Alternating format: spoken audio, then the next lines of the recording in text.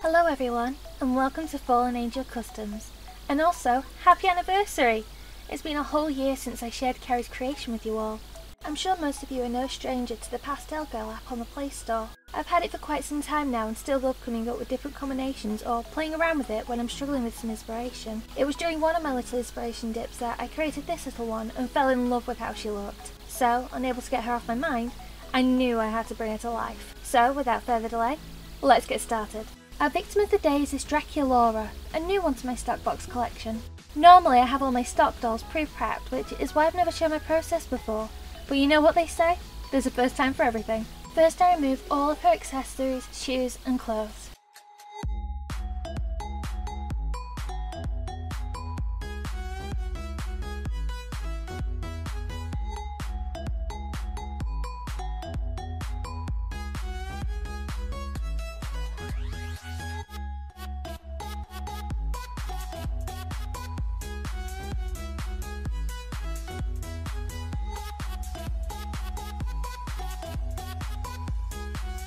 Is it just me who always gets super worried when reattaching stiff hands? I'm always nervous and wait to bend or snap the little peg as I try to push it back into place. Thankfully, never had it happen, but it doesn't stop me fretting about it happening. Declothed and de-accessorised, I start working on removing the hair. Since it's already in a ponytail, it makes things a little easier, and since the hair is in such good condition, I can save it for a future project once I've cut it away from the top of the doll's head. It was a little tricky since the ponytail was pulled quite tightly, so made it a little difficult to get my scissors under the hair to cut it.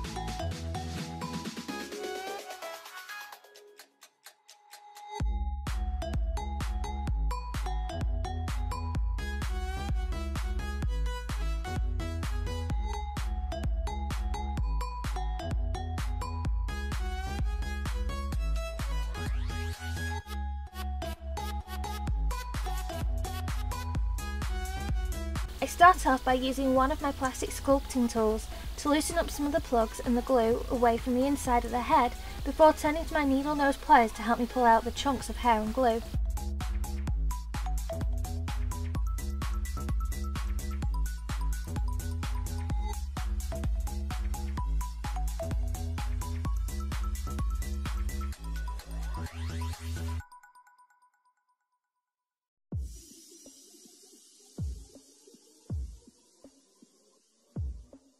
It could take quite a while to get through all of it, especially when you have some very stubborn chunks that either don't want to come away from the inside of the head or are too big to properly fit through the neck hole. I find it satisfying though, degunking the head and seeing the gross mess at the end, like a victory of a battle well fought, especially with really stubborn chunks.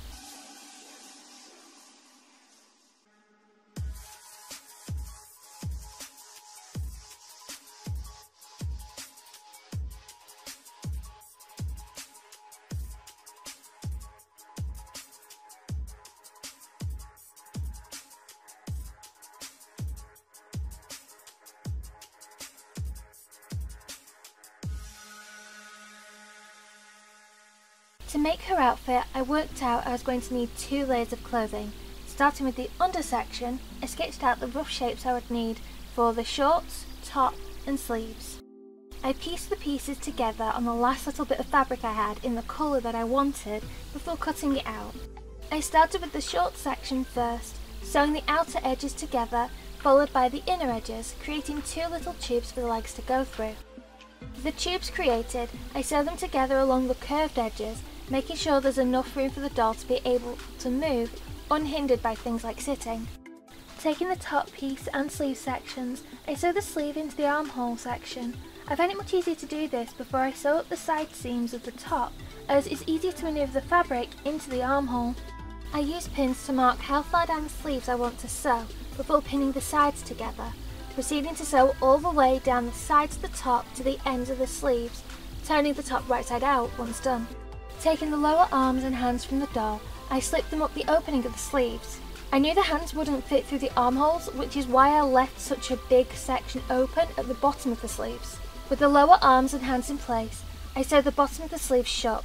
It doesn't matter if it's a little messy at this point, because by the time I finish, you won't even be able to see it. Slipping the top onto the doll and reconnecting the upper with the lower arms, I give a quick little test of posability of the shoulders, elbows and wrists. She's already starting to look a little cute and we've barely even begun.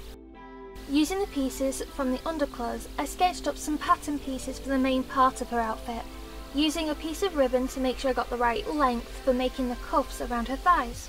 Using some soft yellow fabric I found in my stash of fabrics, I cut out the main pieces, using some more scraps to cut the cuff from the same purple of the underlayer. Moving the other pieces aside, I start with the hood, pinning and sewing the centre seam together. Once the centre seam is done, I pin back and hem the little slit at the bottom, which will help to slip it over the doll's neck once her outfit is complete. Having cut out 4 pieces for the sleeves, I pin and sew the 2 pieces together to create a pair of sleeves. It took me 3 tries to get it right because of the little fingers were tricky to keep the general shape once sewn together on such a small scale. They either came out very deformed, or I just hadn't left enough space to turn them the right way out once I finished sewing them.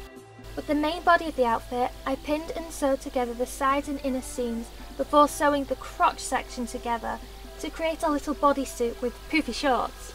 Taking the undershorts, I slip them into the main part of the bodysuit, lining up the bottoms of them together. Using pins, I pin them together in a few key places to hold them together, while I use a quick running stitch to help secure them.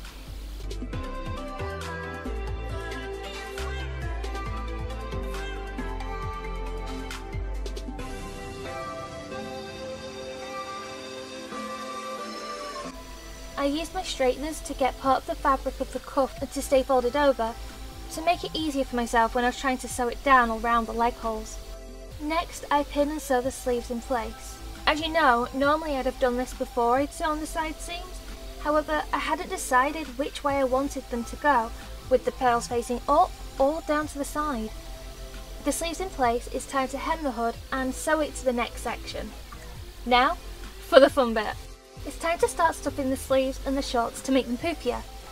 Using waste yarn from the hair wefts, I break it into small amounts and start putting it into the sleeves and shorts, using a paintbrush to push it all the way to the ends as well as to help spread the fluff out evenly.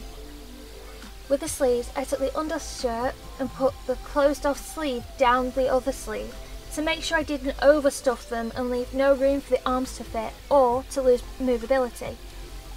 I did the same with the shorts, easing the fluff round with the end of my paintbrush, being careful not to make it too bulky.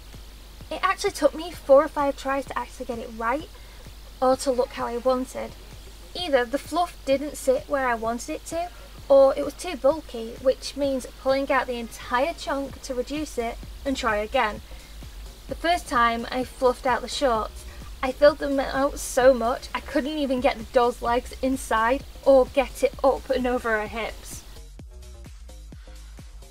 In order to get the necklines to sit how I wanted, I used the end of my paintbrush to smooth out the top on the front to prevent it from looking bulky and not laying flat, before pinning them together just above the chest. While I was at it, I also pinned the closing for the main bodysuit at the back, using a few simple stitches to keep the neckline in place and a ladder stitch to close up the bodysuit.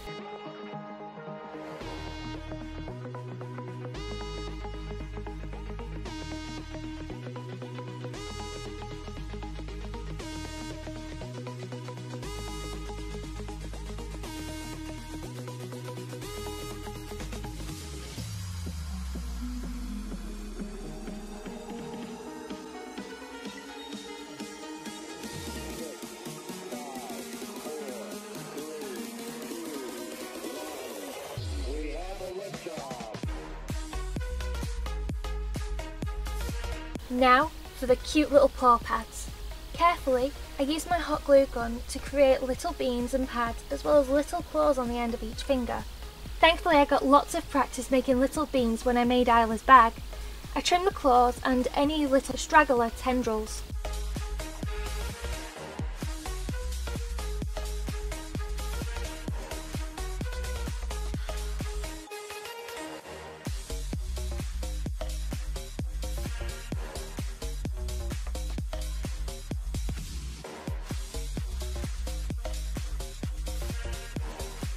It took me a little while, but I managed to mix my acrylic paints together to get the perfect purple, which matched the purple of the underclothes. With the smallest paintbrush I own, I carefully painted the pads, beans and claws. It only took me 2 coats for each hand, and by the time I finished the first layer on the second hand, the first hand had already dried, meaning I didn't have to worry about my purple drying out. Since acrylic dries matte, I used a little PVA glue to act as varnish on the paws as well as to restore their shine.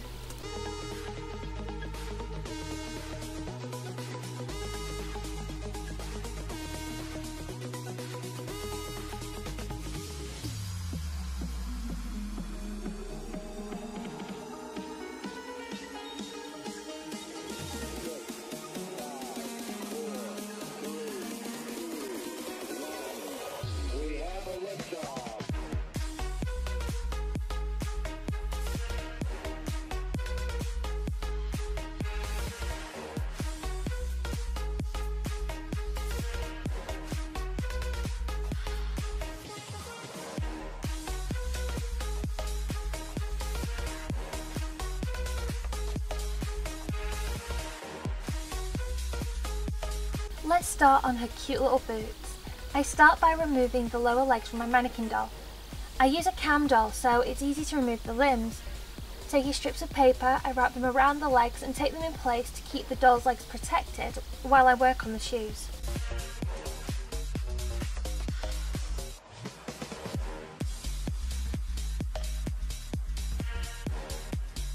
With both legs covered, it's time to start sculpting the base of the shoes. Since I'm going to be using milliput for this, I cut off 2 equal parts and begin to mix them together until they're one uniform colour.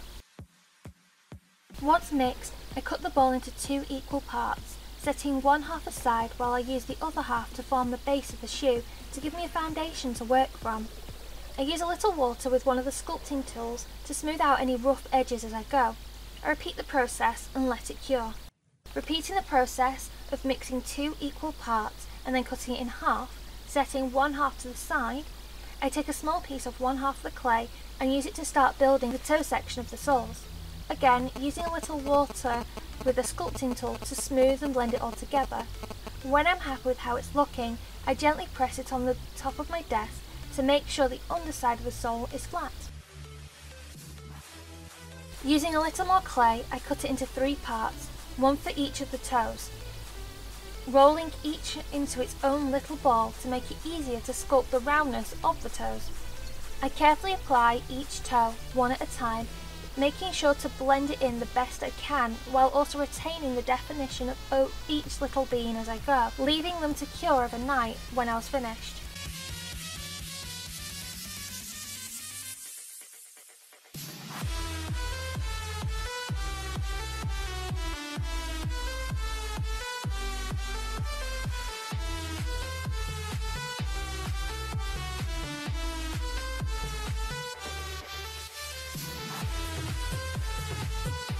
With the milliput cured, I carefully remove them from the doll's feet, being careful not to break the clay or cut the doll as I cut the paper and tape away from her legs.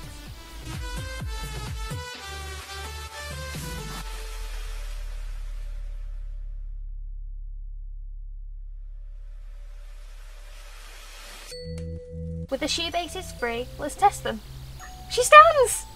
Okay, with the little picture of self standing, let's keep going.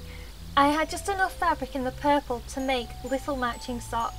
I shortened my sock pattern a little and left a gap on the fold to give a little freedom to pull them up as the fabric doesn't have any stretch. I hem and sew the socks up, testing them to make sure they fit properly.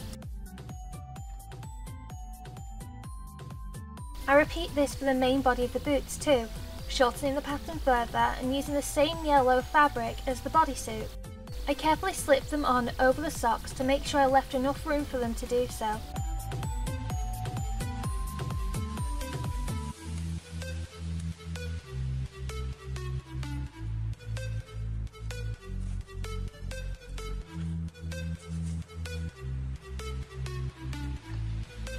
With the main body of the boots done, let's go back to the soles.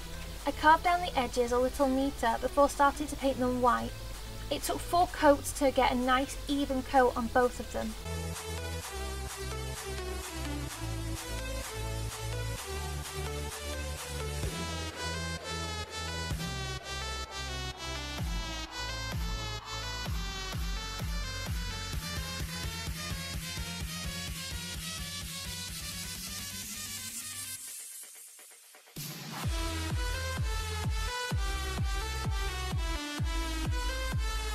Using the same paint as on the hand paws, I paint little toe beans on the soles of both shoes. I covered the paint I had with some cling film to prevent it from drying, since I knew I was going to need it again.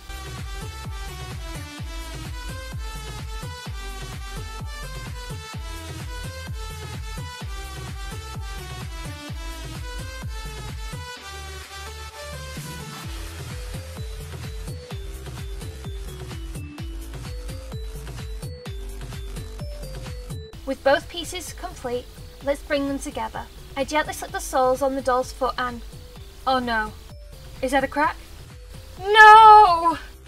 Right, I will not be defeated by some cracked clay. It's time to crack the milliput back out. Using my craft knife, I rescue what I can from the original parts of the soles, hot gluing them in place on the fabric of the boots to give them some stability while I try to repair them.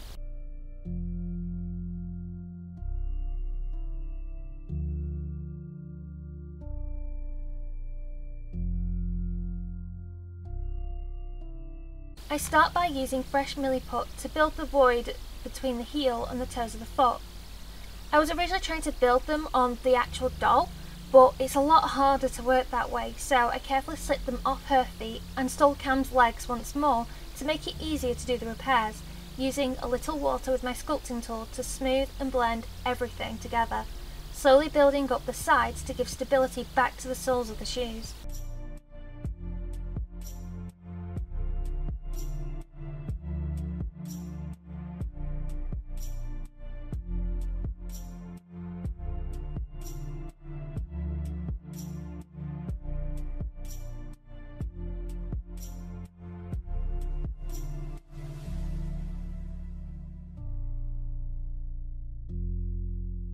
Now that they have cured, again, it's time to sand them. Because it was a repair job, there has ended up being lots of lumps and bumps, and the best way to remove these is to sand them to help smooth them out as much as possible. I started out with sandpaper, but I was finding it a little hard to get any progress with it, so I switched to an old nail file board that I had that I don't use anymore. It was a lot of work switching between the two.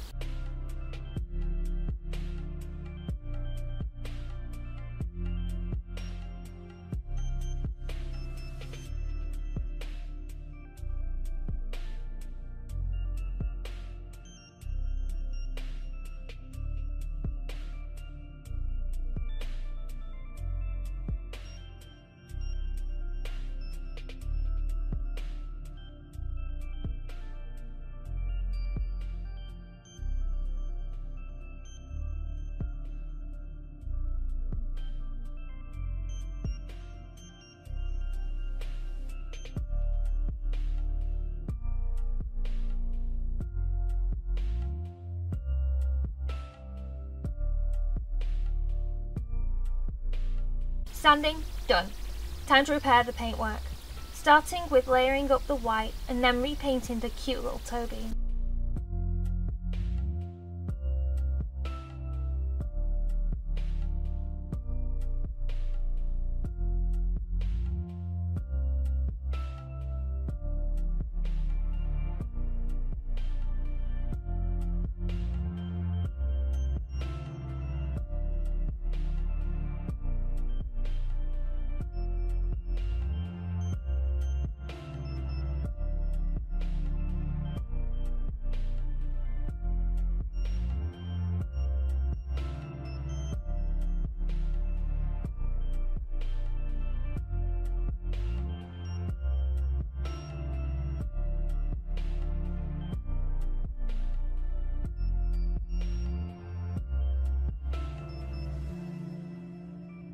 To start the face up, I spray a layer of MSC before starting to work with pastels blushing her cheeks and nose.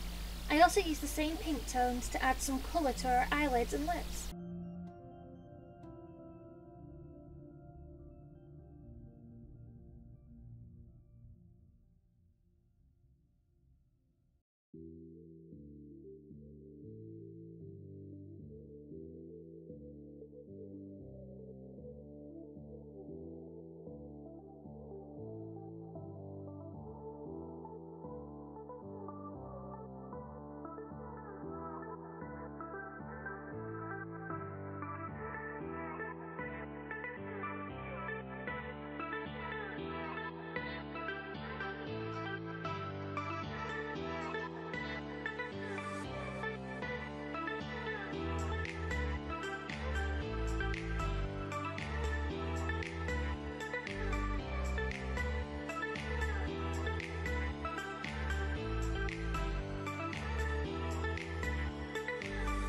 Once I'm happy with the pastels, I move on to my pencils, starting with lighter colours to map out where I want her features, this time trying to create a natural, gentle look to go with her overall soft kitty vibe.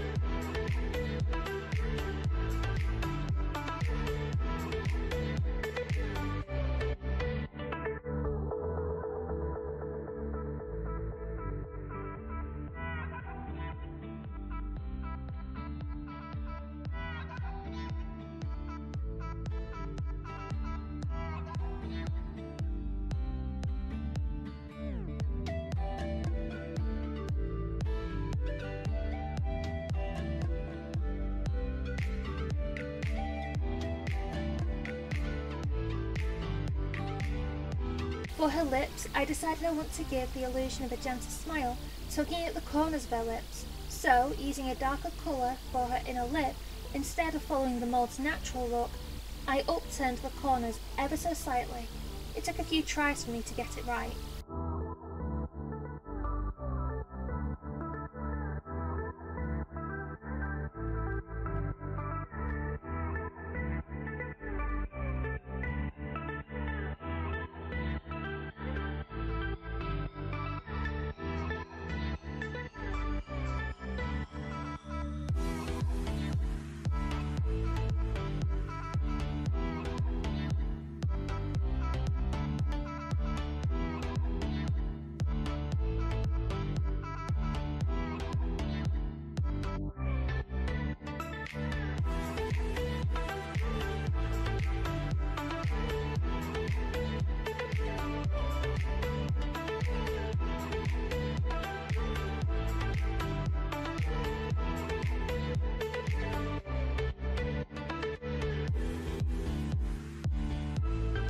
Once I'm happy with the first layer and can no longer build pigment, I seal it with MSC, building up the pigment and adding darker tones once it has dried, sealing each layer in between to save my progress as well as to help build pigments.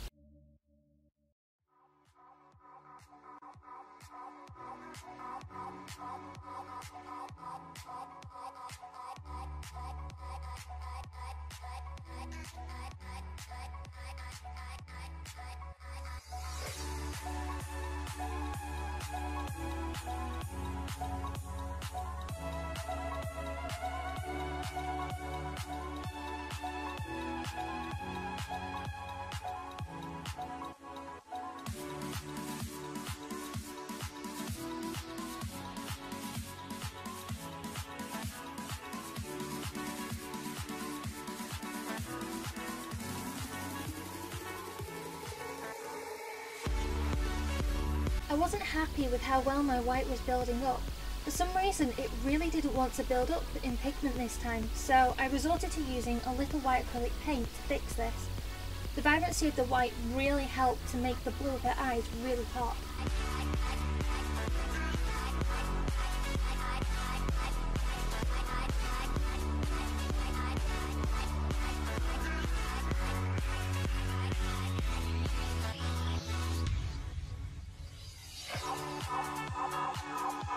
After ceiling once more and make a final pass with my pencils. This time I didn't add a pupil like I normally do, as the eyes in the avatar I created doesn't have them, relying on more of a gradient and the highlights to give the illusion of depth to the eyes.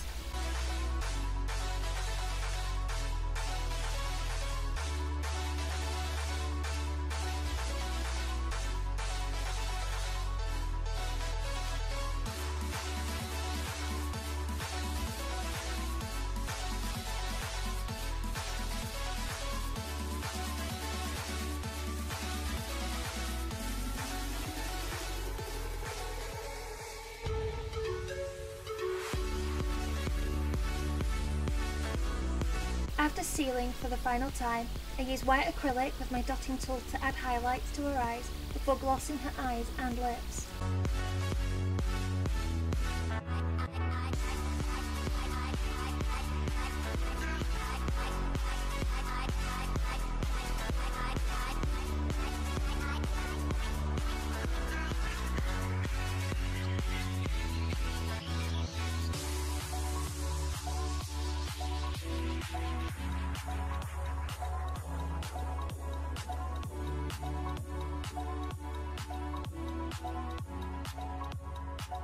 Something else I've realised I've never done before is show you how I prepare wefts. This is larkspur chunky yarn from Retro Dolls US. I cut the yarn to the length I want it to be and then very carefully space out the fibres evenly. Once I'm satisfied with them, I use PVA glue and apply it to one end of the yarn, using the plastic cover of my sketchbook as a base, since I know the glue will peel away from it with ease once it's dry.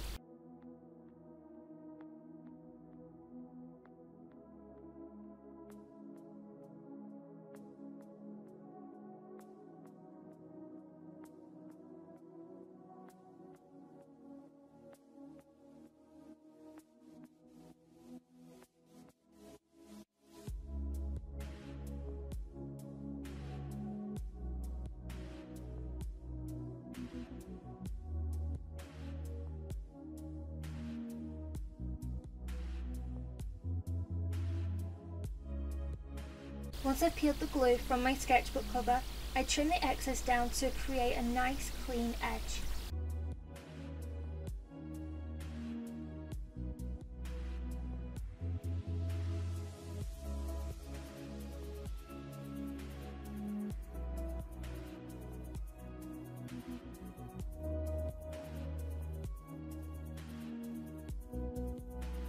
Now it's time to tame the floof. Taking a piece off the weft, I gently brush it out to remove the excess fibres before using my straighteners to smooth them down. I usually do 2 or 3 passes on each piece, leaving them silky smooth and soft. I repeat this for each weft.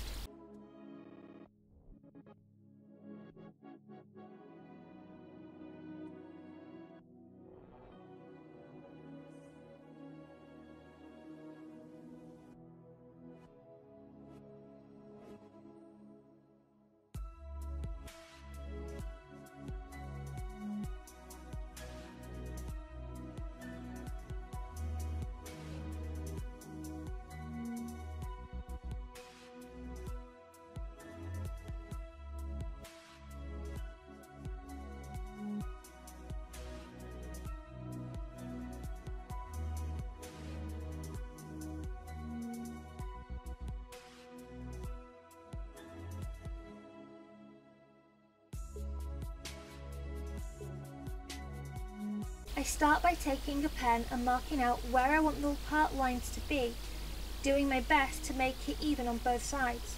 I tend to find it easier to start with the fringe, so I started with gluing wefts in that section, being careful not to make it too thick because when I trim it later, if it's too thick, it won't be able to lay flat.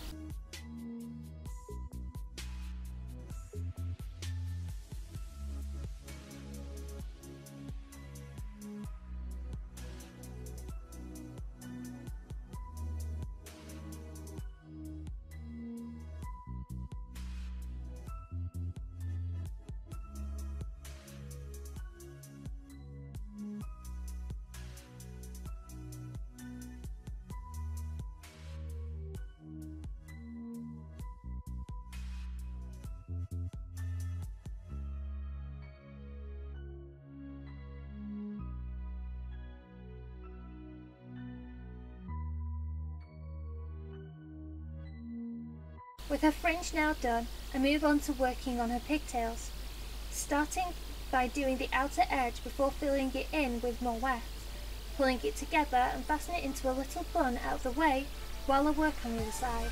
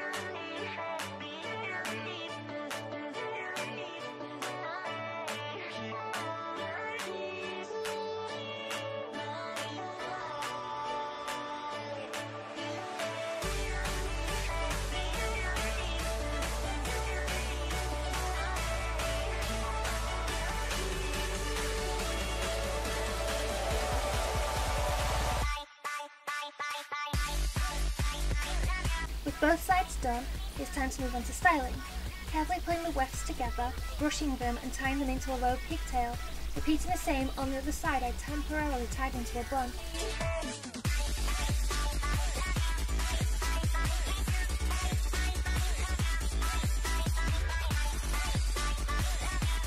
Finally, it's time to style the fringe. With my reference to the side of me, I part the fringe into 2 sections and then each into 3 sections. One of those sections being a piece from a higher weft. Taking the section closest to her ears, I pull them back and tie them into the pigtails before laying the upper weft section back down. Before repeating this on the left side, I take a piece in the middle of her face and separate it from the rest of the section.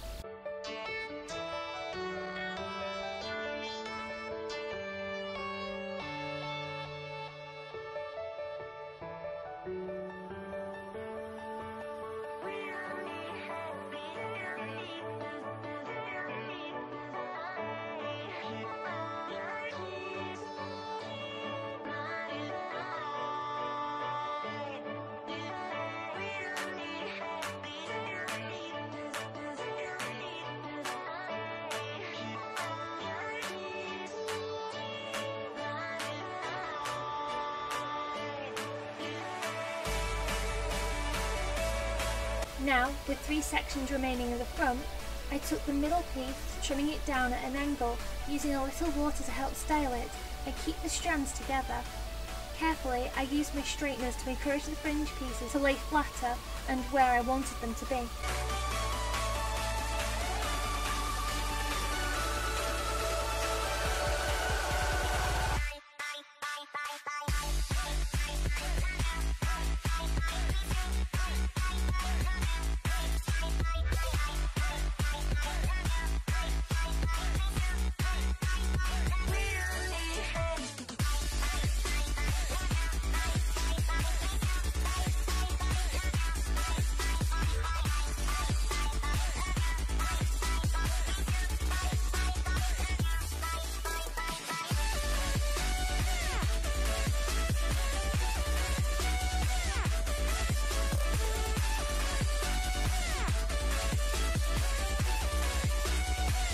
You know what she's missing? Some cute little kitty ears, and I know just how to do it too. Taking some wire, I use her head to gauge how much I need to be the main band, cutting it and shaping it to her head. Using some thinner wire, I cut 2 lengths of wire and shape them into cat ear shapes, making sure to leave some extra wire so I can attach them to the band afterwards.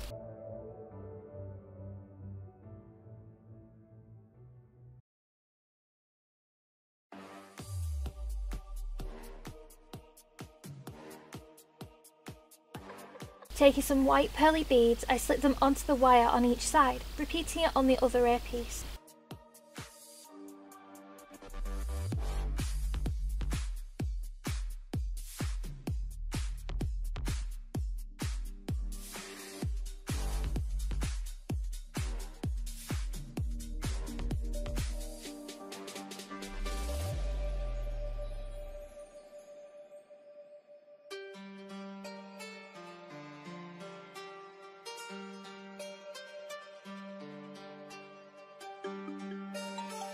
Feeling the band was too simple if I left it blank, I found some long pearl beads in my stash, threading them onto the band, 2 into the centre, before attaching 1 ear.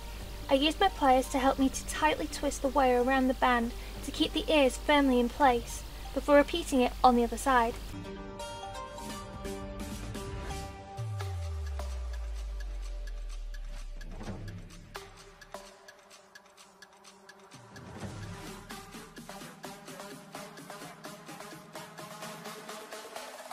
Taking some more of the longer beads, I thread 2 onto each end of the band after the ears, using a little hot glue and a normal bead to prevent the beads from sliding off.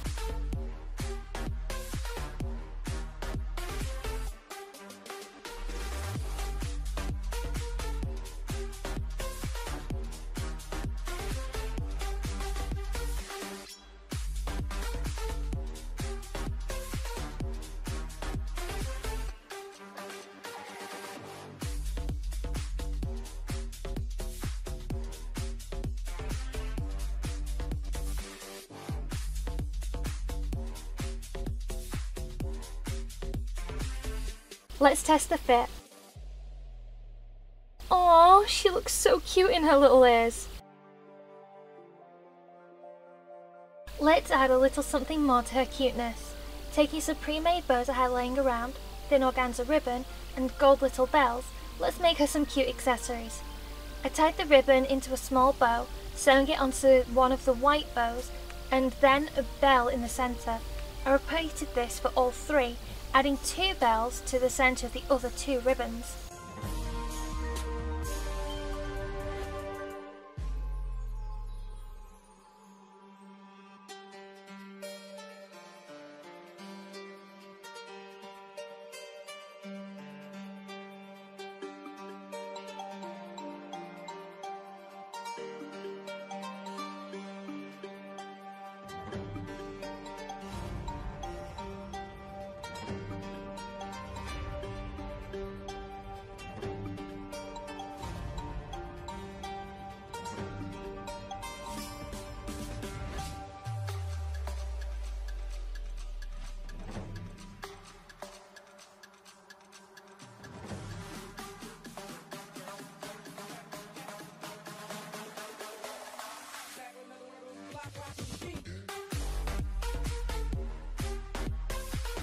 Let's attach them to her and watch her cuteness factor grow. Taking the bow with the single bell, I use a couple of stitches to sew it to the collar of her bodysuit.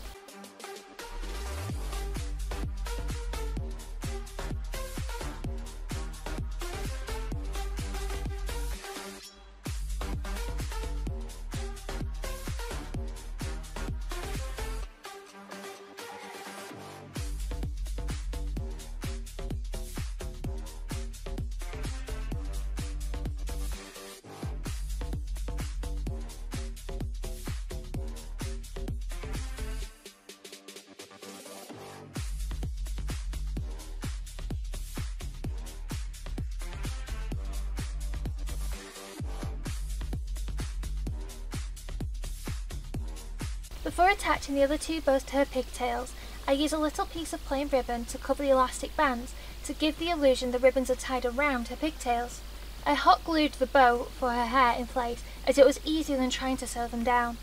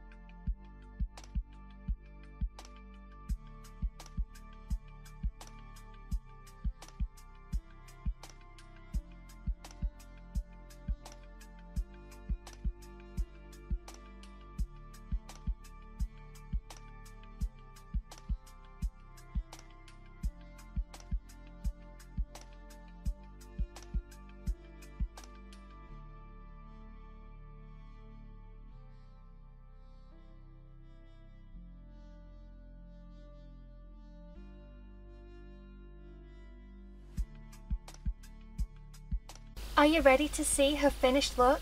I'd like to introduce you all to Neeko. She was so much fun to make, even if her shoes did give me a little trouble, but she's fully able to stand on her own. She has such a sweet little face and overall looks so adorable. What's your favourite part about Neeko's journey? Even though her boots gave me so much trouble, I'm still really proud of how they turned out. I hope you enjoyed seeing Neeko come to life. Until next time!